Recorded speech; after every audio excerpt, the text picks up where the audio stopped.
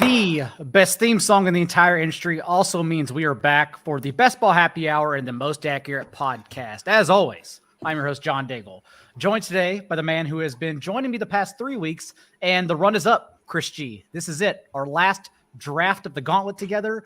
Our exposure is in the Gauntlet, and now it is time to move on to the Gauntlet 2. How are you doing? I'm doing great, man. Just punching out these drafts as fast as I can before it fills up. And for the final edition of this regular season, somewhat, Best Ball Happy Hour, we could not do it alone. I searched far and wide for this individual because he hasn't been on a single show at all since he won $2 million in the BBM3. It is, of course, our good friend and $2 million winner, Pat Kerrane. Kerrane, how are you doing? Doing good. Yeah, as we were going live, a tweet went out promoting another podcast appearance that I'd just been on. So yep. I think I'm probably good for a while. You got the Daigle schedule going on right now. You're doing 10 to 15 shows this week. Welcome. Yeah. The difference is I don't have $2 million in my pocket, so maybe I need to improve my life situation. I believe you did win our fight pod this year, though. So. Oh yeah, I think I actually shut you out more than anything. I think Rashad White was a good pick, so I'll take that. Was he though?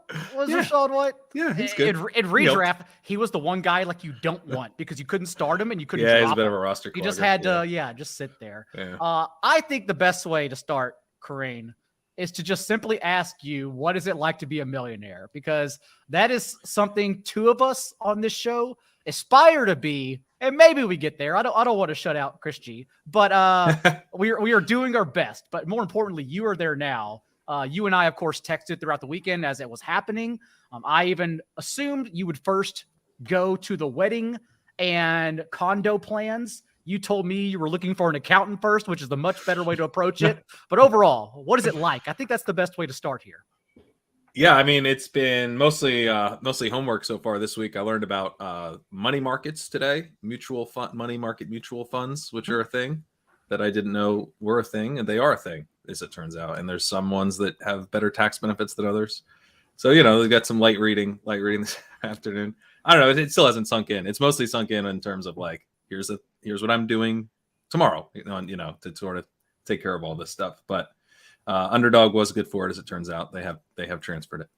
It's in the account too. Like, are you seeing the full 2 million at the top now, at the top of your screen? I did do some drafts. We had a ship chasing He withdrew that so quick. How fast did they the bank account, buddy? Who did you send the 2 million head to head to? Well, if I sent it to Overzet last week, I'd be a 4 millionaire. So yeah, should have done it. Well, good for you, Chris. I actually want to talk about Pat's winning lineup as well. You and I got together over the holidays and we just kind of not only sifted through rum together, but also ideas and strategies and what worked and what didn't. So not only between Pat's winning lineup, we'll let Pat discuss that, but overall ending this best ball season, what are some takeaways from both that lineup and overarching thoughts here that you noticed?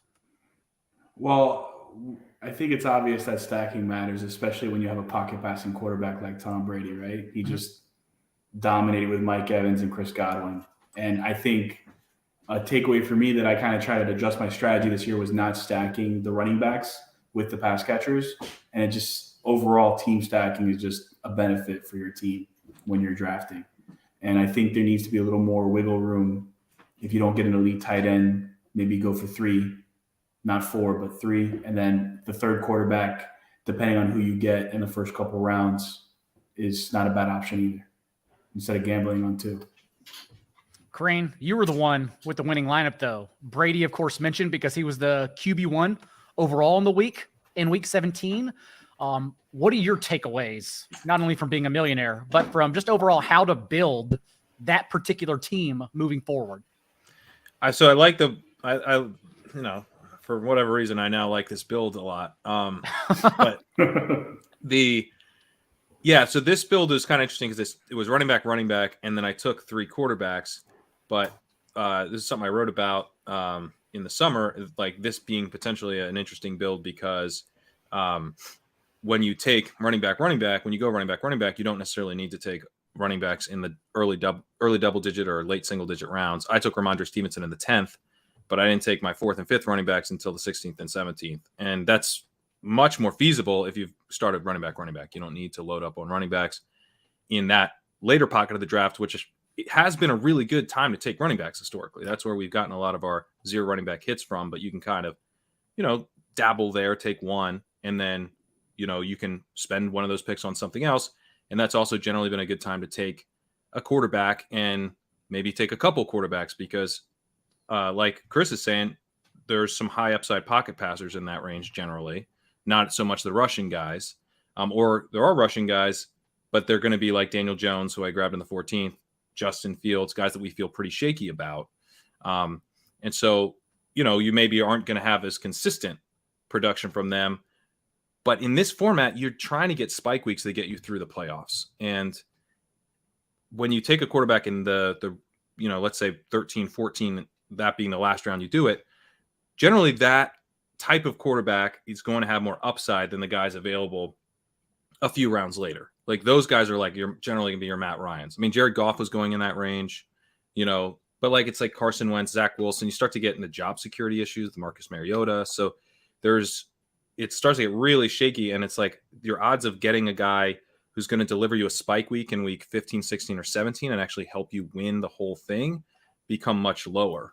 And so I think the 2 running backs start where then you go 3 quarterbacks, but you make sure that 3rd quarterback is not a super late dart throw was kind of an interesting build. Osimo had a really good article talking about 3 quarterbacks that kind of got me thinking about that.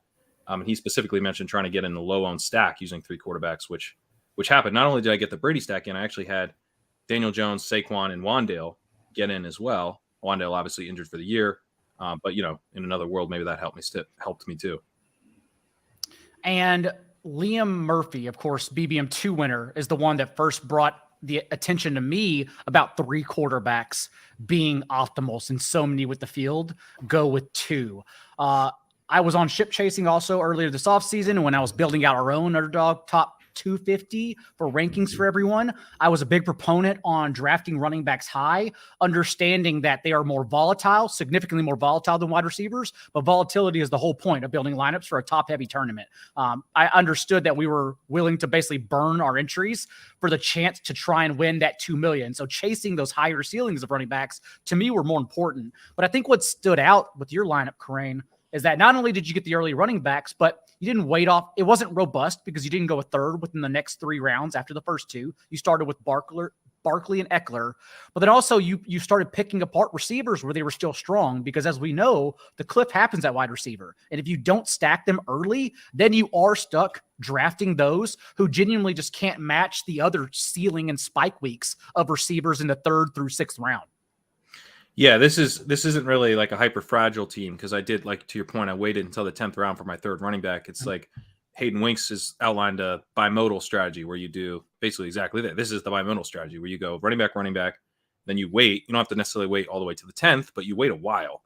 And that allows you to take wide receivers in the ranges where we know wide receivers are generally good picks. Like wide receivers tend to be really good picks.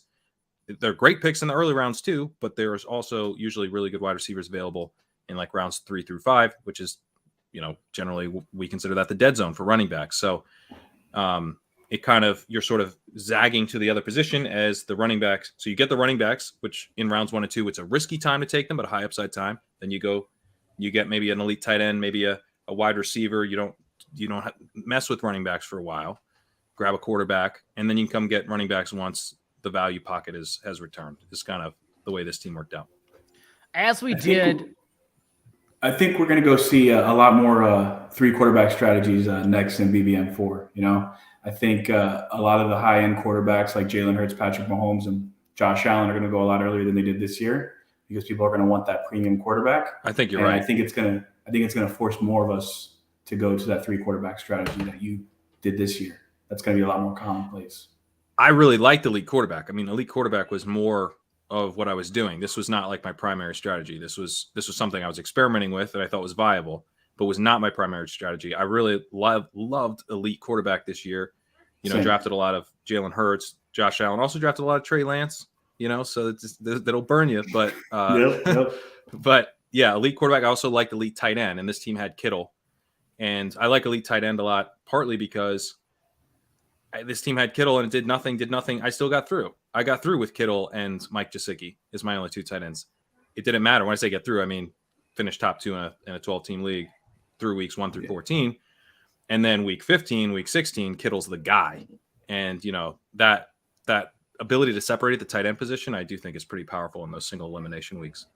As we saw, Chris, with Justin Herzig's BBM1 winning lineup, with Liam's BBM2 lineup, I expect us to overanalyze Pat's lineup throughout the summer and probably lean too much into his approach when, as we know, every offseason, on Underdog especially, we've seen every week now be different. ADP shift so much throughout the offseason now for even the smallest bit of news. So what do you think is going to be one of your takeaways, Chris? Do you think you will lean more into bimodal build, as he said, and running backs? Or do you think that was just a case of the way drafts were leaving open for everyone this year?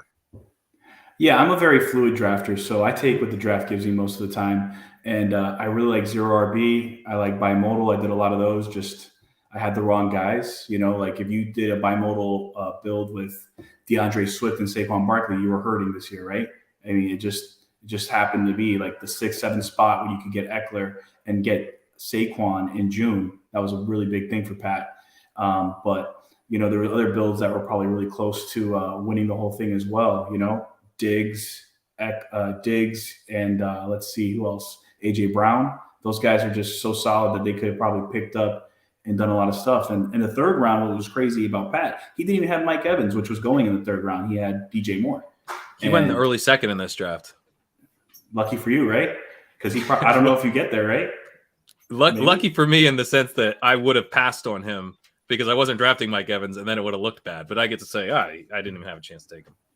Yeah, you got Jalen Waddle instead. That's all good, All right. Well, Kerrane, we will have months and months talking only about you. So I'm not going to let you live it up right Please now. overanalyze it because I would love to go 0 running back again. This was a fun experiment. It worked out okay.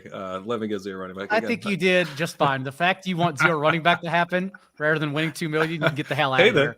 The $1 million winner did go 0 running back. So the $1 million winner also had only 2 bullets in the tournament, which tells you everyone is live. You are literally live, just throwing a couple entries into the BBM, especially since we all think they're just going to grow it even more next year for BBM4. It's going to be absolutely massive. Kerrane's not allowed to enter or win. For the Gauntlet, though, Kerrane, that's why we're here. Chris, let's actually start with you because, as always, we've opened the show talking about some changes that have happened from the last 7 days between us recording.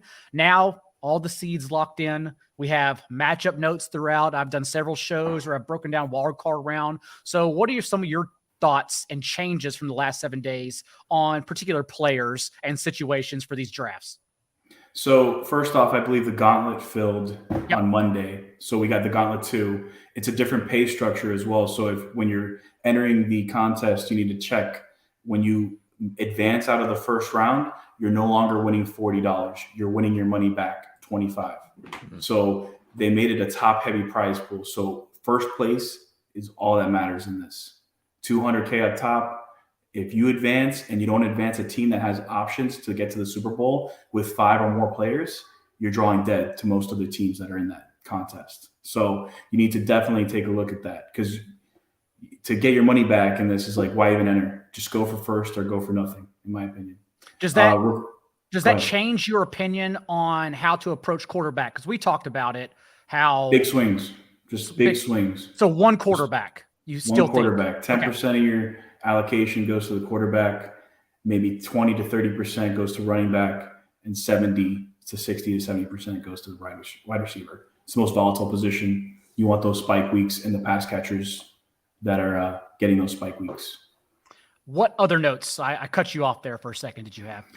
Yeah, I mean, I think a lot of the guys we talked about on the show earlier are still going heavily overlooked. Like Hayden Hurst, he could be the third option in that offense. Elijah Mitchell, I mean, he's definitely stealing work from Christian McCaffrey. It seems like, I mean, Christian McCaffrey's still going to get his 20 touches, but they're a run-heavy based offense. They're going to be running just down the throat of people. So I think Elijah Mitchell going at ADP, I think now 47, is really, really beneficial.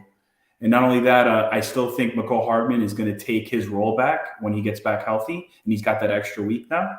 And he's going almost undrafted. He's going in the 10th round still. He's still free. Kadarius Toney, as much as we love him, he's only ran 6 routes the last game that he was in. Mm-hmm. And, I mean, to me, it just seems like they're keeping this job open for McCole when he gets back. So getting a Kelsey McCole stack with a different ancillary pieces of other offenses seems like a viable strategy here. 6 routes, 3 carries, but as you said, we expect McCole to, at worst, cannibalize that role and perhaps then make both players useless. Jerick McKinnon, the guy who's now being drafted basically in the 3rd round in Mahomes stacks, also has averaged a touchdown reception on every 3 catches his last 6 games. So very good. Can he keep running hot? I keep yelling no, and he keeps doing it. So we'll see. Kerrane, we haven't talked about you at all about the contest, though. So what has been your approach so far? How have you been strategizing for the Gauntlet and Gauntlet 2? Well, what I've noticed is I guess Brock Purdy is like the best quarterback in the league. He's like going up boards. I was watching some of Pete's content on that. It was cracking me up. But it feels like Seattle's very, very cheap right now. I did one today. I grabbed a couple of Seattle guys. It didn't quite work out to get all of them, but it was very close for me to be able to get Metcalf, Walker, and Lockett. And you can get them all in the last 3 rounds for sure. Yeah, I kind of like that because if you're going, this was a Josh Allen team. I built Josh Allen, Cowboys. I threw in Christian Kirk, and then I did the Seattle stuff. And so I'm like, I had enough Bills and Cowboys where that's like needs to be in my Super Bowl, but Seattle stays away from the Cowboys. Jags stay away from the Bills. So I was trying to think through that, like who's going to play who. Like if Seattle wins, I know they're not playing the Cowboys. They have to go to the Eagles because they're the 7. So I was trying to think through the seeding, which I guess is probably pretty important. I wanted to get with you guys, like, does this only advances 1, unlike the Mitten, it only advances 1 through the 1st round. So how much are you willing to like tack on a random guy like a Christian Kirk on a Josh Allen team? I think that's viable. I really like concentrating on the offenses, so I try to stick to like 3 at most 4 teams. So my favorite builds are like generally a 4-3-3 with one of the 4 being a quarterback because it gives you exposure to 3 different games, and if you go and concentrate like a 4-4-2, you're just betting on pretty much 2 games, especially if one of the 2 pieces is like a Kansas City or Philadelphia and you're hoping to sneak them through.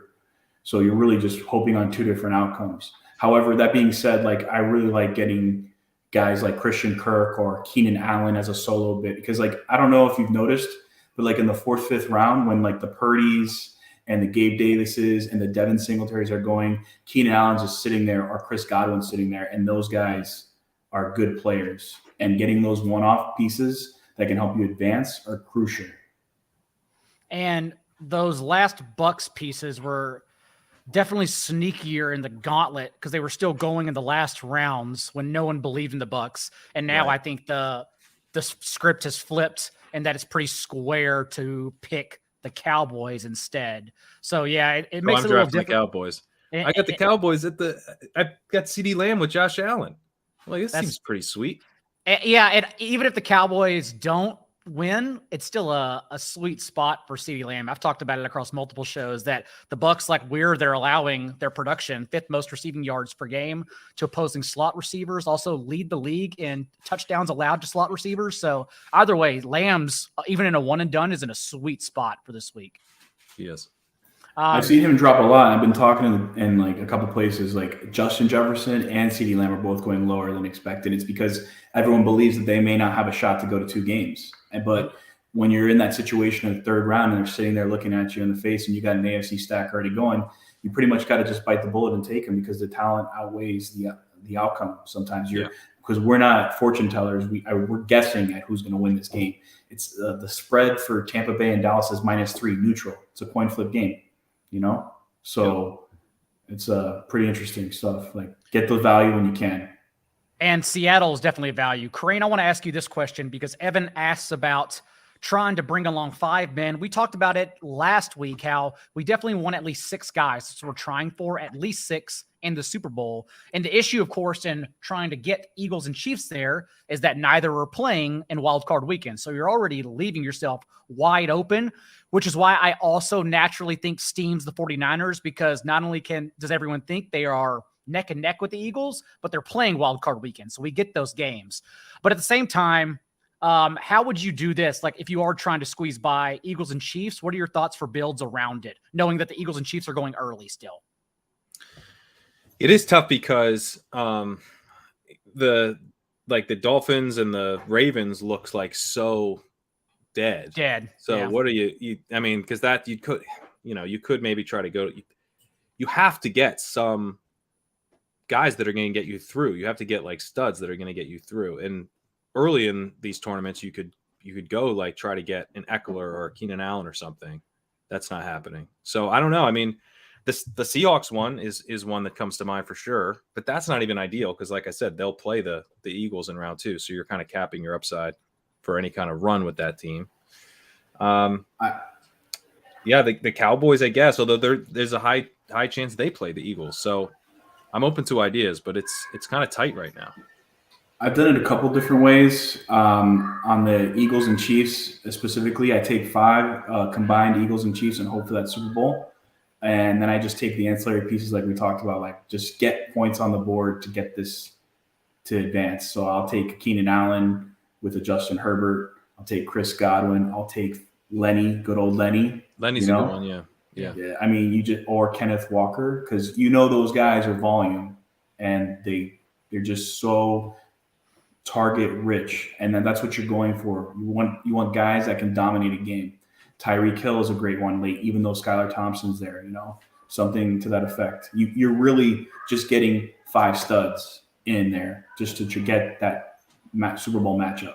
And if you can correlate it, it's great. If not, oh well. I still think J.K. Dobbins is a pretty sneaky pick as well, since we're not going to have Gus Edwards this weekend. So J.K. Dobbins has averaged 6.9 yards per carry since he returned from injury, and now basically being the only available back against the Bengals. I actually think that game will be closer than everyone else thinks too, since what about Bengals Jeff Wilson as well, yeah. And we don't think Raheem Mostert's going to play, so sure. And Tyreek Hill and Jalen Waddle, we're still throwing those darts because they are who they are. So it only takes one rushing touchdown, a unique play call here and there for them to have their worth hit in the wild card game. Yeah, I like those calls. If it is a Chiefs-Eagles Super Bowl, like, who do you think you're going against? Like, it's going to be tough for anyone to get. It's going to be so tough to get like a true game stack of it through, where like your first 5 picks are the Eagles and the Chiefs. Like, what are you realistically facing, in that final round? Yeah, you may not face any full teams of 5. That could happen, right? Especially in the conference championship, if it's Bills, Kansas City, and it's Eagles and Tampa Bay, seems like a very popular one, or San Francisco, right? And they both win. Everybody, and I mean everybody, is on Buffalo and San Francisco because they have the most expected games. Yeah. And if they both lose in the conference championships and Kansas City and Philadelphia go, we may not even see a full team of 5, because all the teams that are trying to get this full team of 5 in probably get dusted in round 1. So if you get a team of 5 of Kansas City, Philadelphia through the Gauntlet, I mean, you're live if those 2 teams meet in the Super Bowl. But it's really hard. It's very hard. I think it's time to draft together as well. So for everyone watching live, we are entering the Gauntlet 2, trying to spread out our exposure in this tournament in 3, 2, 1. And look at that. Already filled. That's a quick one. That's what happens when you got Pat on the show, right? Got to draft with these idiot streamers. He brings everyone. Any we got other the Influencer 101. Look at that. Look at that. Oh, we did. We're live. I don't think we've had in a month now of this show. I don't think we've had a 101 either. I know someone asked me, we were talking about it with producer Sal, Chris, earlier, asking about what we would do with the 101. And right now, I'm curious your thoughts on this, Pat. I would still say Josh Allen, just because Mahomes, there are times he does get to 104, 105. I've seen it. But Allen never gets past 102. And so I just think it's a situation where if you have that slot, like Cooper Kupp in redraft leagues this year, you just take him because he doesn't fall. That's where I'm at. Yeah, I want Josh Allen. Rarely do we get to have Josh Allen. So at least we already know we'll be trying to build a Bills stack and play it from there. The Ravens being a lower seed, maybe we get to sneak in J.K. Dobbins here in the last rounds. Any other last round selections you've warmed up on, Chris, in the last 7 days? I don't know if I want to say it right now because it's going to get sniped. Yeah, from let's us in round wait. 10. Let's Okay, wait. We gotta take Yeah. Well, Yeah, I wanted to think, ask you guys with the Josh Allen stuff. One reason that I feel like especially eager to take him with the one-on-one here is that as I've been doing the playoff challenge stuff for the FFPC, we were like every time I show the ownership projection for that, and I do ownership projection for that contest. Everyone, you got to race Josh Allen. You got to race Josh Allen. So I've got him up to like 42% of the field having Josh Allen. Is that? What do you guys think about that? Is almost half the field's going to be playing Josh Allen? I think so. I would think so because there are only 3 options really in Allen, Hurts, and Mahomes, and Kelsey logically wipes out Allen since the position is so volatile. People will still just lean on Kelsey. So 2 players, I would think they want to play Allen. And those kind of contests where you and this one, for instance, where we go deeper, I'm still trying to sell James Cook to everyone as leverage because like the first game, we don't even trust Josh Allen to hit his ceiling. Like against the Dolphins, what does he even need to do? I think it's more of a running back game. And if we do get this better usage for Cook after he ran more routes than Singletary, out-touched him 5-1 after Singletary fumbled in the third quarter in week 18, I think Cook's pretty sneaky in these formats. I like Cook on these, yeah. Okay, Chris, your thoughts with Josh Allen? I think we either got to lean San Francisco or Dallas here. Those 2 top guys are there. Or because A.J. Brown's gone, Diggs is gone. I usually like going Kittle and grabbing Brandon Ayuk right there sometimes. But if you want to go CeeDee Lamb, just click them. We can get Gabe as the third one. That's fine too. Let's go Kittle and Gabe, right? Kittle, Gabe, Kerrane? Most expected games. Yeah, most expected games, right? I sometimes pass on Gabe here because sometimes he comes back, but usually I think Diggs went pretty early in this. Who grabbed him? Diggs went Scott 3. Yeah, we wouldn't have got Gabe Davis then. No, there's no way. He's trying to look at getting those 2 ancillary pieces from the Bills and stack NFC with those guys. So that's a good pick, Pat. And Deebo Samuel, if we're still trying to pivot more 49ers techs, may come back. Elijah Mitchell continues to rise, but he's still a good pick around the 5th or 6th round. So there are still lots of options for us if we want to continue stacking the Niners on the other side as well. Yeah, we got tons of guys on the Niners to take. What have you been doing, Kerrane, whenever you've drawn the back end, like the 106? Is there a particular team you're going for? Because even as you mentioned, Purdy continues getting steamed. It's really hard to squeeze some Niner stacks out now. Yeah, I mean, I like if you can do the Burrow chase. That was out of the 105 here. You wouldn't have been able to do it at the 106, but I like the Higgins too. And the Higgins, I mean, that's pretty sweet. That's like the Bengals. It's weird. This is a weird playoffs because it really does feel like the Bills, the Bengals, and the Chiefs all have a bye. But, to be able to get that double stack with Burrow, I mean, 1, they're very live to go to the Super Bowl. And 2, that's like all you really need. I mean, you can tack on Hurst or something, but if the Bengals, in order for the Bengals to make the Super Bowl, we're assuming they have to travel to the Bills and travel to Kansas City. So like they would need Burrow in the passing game just to get to the Super Bowl. So if you think the Bengals make it there, like you definitely tack on the passing game because a low scoring game isn't going to work and that path there. Exactly. Let's hope this 2 slot guy takes Purdy first. No, 102 with Debo and McCaffrey. Oh, I didn't even see Debo go that earlier. Okay. Yeah, we got Ayuk in the hopper here. Usually the 2 guy goes Ayuk, especially if we took Kittle. But you never know. The Purdy love is high. Should we just take Purdy too? I'm kidding. Scott goes Ayuk. That's a bummer. That guy has got an interesting team. One of everything. Yeah. Yeah, one of everything. If 102 was wise, he would pass on Purdy, knowing we're not going to take a quarterback. Yep. So Keenan Allen goes there. I love Keenan Allen. What are we thinking now? I'm Devin Singletary is already gone, so I like taking James Cook at the 5-1 there. Would it be honestly. crazy to grab the double Eagles? We could go like No, it's not. Sanders. Not at all. Which I would ones? take Devontae and Dallas. Yeah, Devontae. All right, let's go Devontae, and then we want to. I'm willing to wait on running back more, but if you guys want Dallas, I'm cool with it. If you guys want James Cook, I'm cool with it. Miles Sanders, I'm not into that. Okay, let's go Dallas because we can try to get Cook. Cook seems like it's possible he comes back. Yeah, I think the only person we got to worry about is Team 3. I think we only got to worry about Team 3. That's it. Well, Team 3 is a total wild card. They could do anything. Yeah. E. Scott at 103. No quarterbacks just yet. Ayuk or Eckler as his running backs with Diggs, Jefferson, and Ayuk. So pretty strong build so far. Kerrane, you already talked about the Seahawks as the stack that just no one's talking about. Any other ancillary, like one-off options you're taking in the last round of these tournaments? The last round, I don't know. I guess I'm. This is not an answer to that question, but ETN goes pretty late in these. It doesn't go the last round, but he's someone where anytime I like adding on him to stuff, and I like adding him on to Bills stuff because he's not going to play the Bills.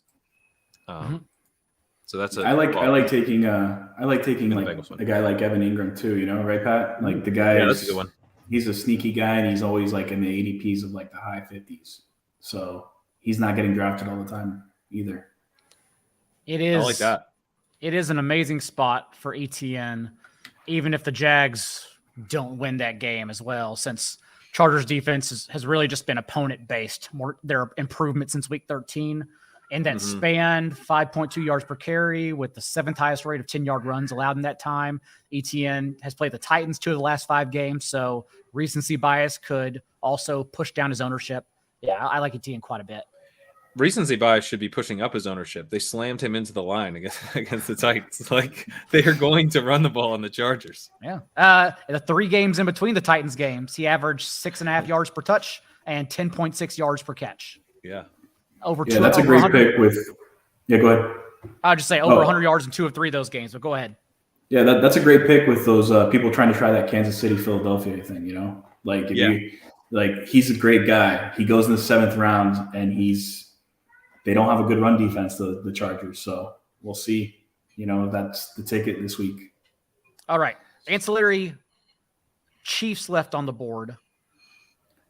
So James Cook went Team 3, the wild card. I like Elijah Mitchell there. Mitchell, that's a good one. That'll be our first pick, and I think we should take. Is Dawson Knox available, or did he already get scooped up? He is gone. He's gone. Okay. Are there any Eagles left, or are they gone? I think we're good on Eagles. There's the 2 guys, and we're probably good. You're right. So we took 2. We have 2 San Fran guys, so we can dig deep. What round are we in here? 7. Yeah. Is that correct? So we can actually take an ancillary piece here, like you said. So we can take Dalton Schultz because we have the San Fran guys, so they'll be good for the first round. We could take ETN, whatever you guys want. ETN. Yeah, let's take ETN. We just talked about. I'll take ETN over Schultz. Also, then we would only need. You said you prefer 1-3, right, Chris? Yeah. I like 4-3-3. Like, so right now we have 2 Buffalo, and there's definitely 2 guys we're going to get. I mean, they kind of play the same role, but with the injury to our guy Isaiah McKenzie, we could probably get them anyways. Yeah, and you get Isaiah McKenzie with the last pick now. He's kind of an interesting one just to tackle at the very end.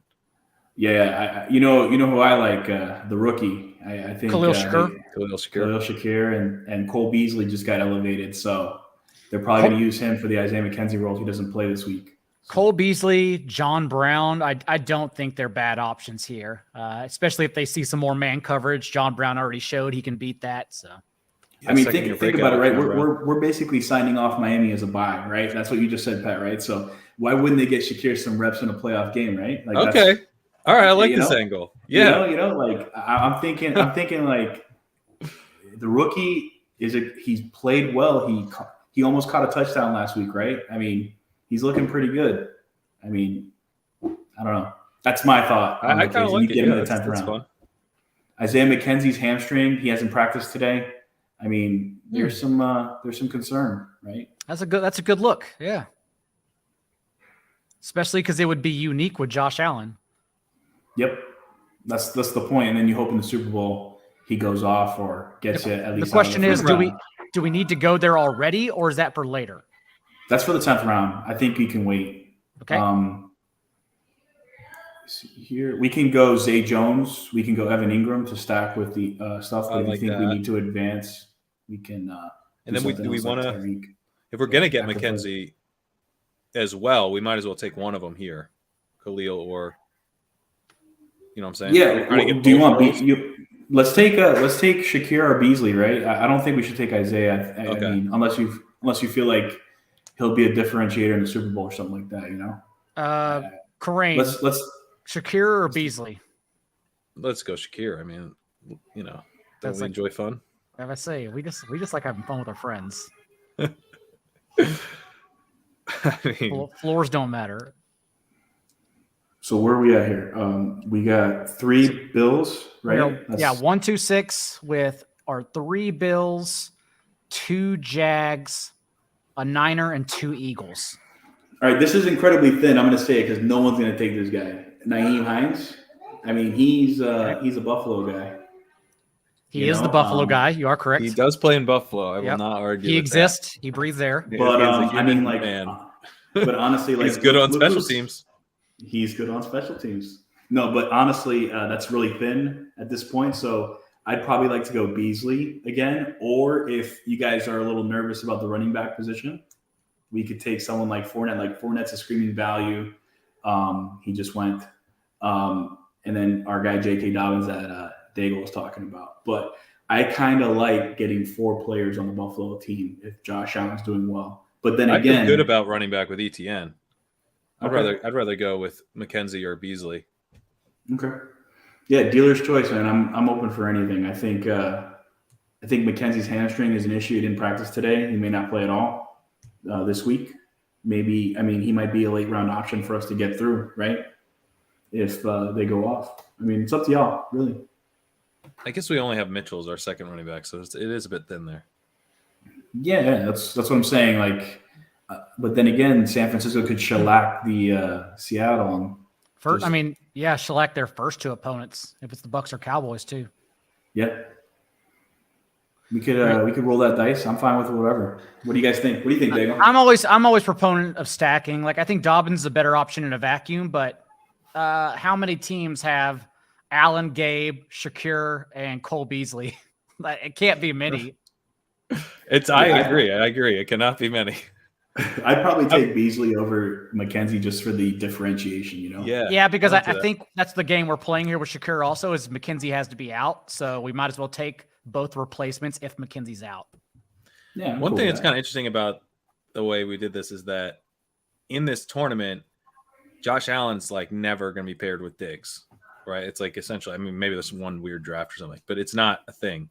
Mm-hmm. And so it would be like amazing if Josh Allen throws a couple touchdowns to random people in round 1 and makes Diggs less likely to advance as everybody's first round pick. Now, when we get to the Super Bowl, we're not sweating Diggs, and maybe, you know, we get through round 1 because of those guys as well, or maybe it's round 2 or whatever. But at some point, you really do want to capture some of that if it's going to happen. No, you're absolutely right, because in Gauntlet 1, there's so many Josh Allen Diggs teams because everyone thought they were getting the bye.